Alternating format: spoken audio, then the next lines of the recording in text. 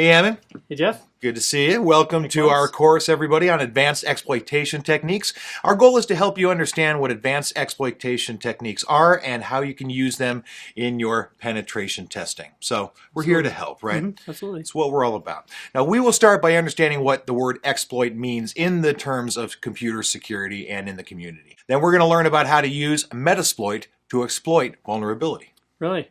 Really?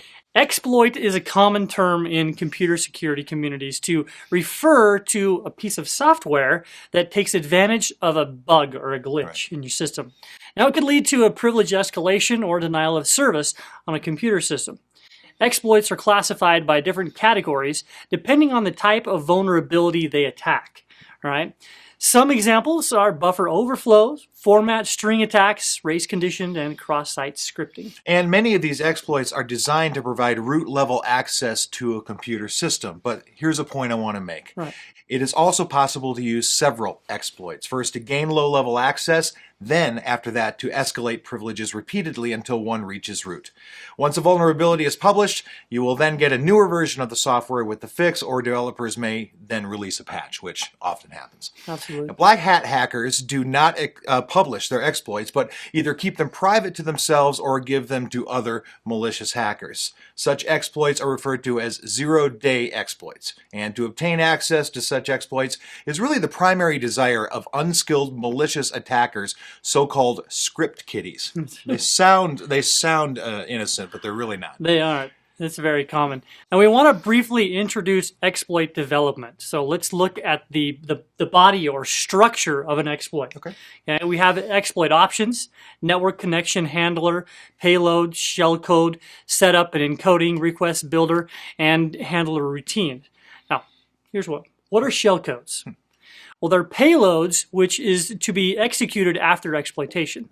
In most cases, the path of execution is redirected so that the injection payload is then executed. So the return address is made to point to this shell code, and it comprises of assembly instructions encoded as a binary string, which performs operations like spawning a shell. A good piece of shell code must be a trade-off between size and complexity. Now, there are a lot of verifications to be made during payload encoding, like keeping a check on restricted characters. Payloads have been customized to be very short and to require less space. They can execute many complex operations, from opening a listing socket to loading a compiler on their own computer. Right, injection vector is the pointer or the offset where the shellcode is placed in a process and where the return address is then modified to point toward, right, or to. Request builder is the code which triggers the exploit. For string functions, scripting languages are generally preferred. Handler routine generally consumes the majority of the code. This is a handler for the shell code doing operations like linking to a bind shell or connecting to a console to a socket. Yeah. So let's go ahead and get started here. Now, we're going to look at the user options handler first. It's basically a user-level front end providing the user with various control options like remote target selection, offset selection, verbosity debugging, and other options. This forms the majority of the exploit code, and it makes the code quite bulky. Right.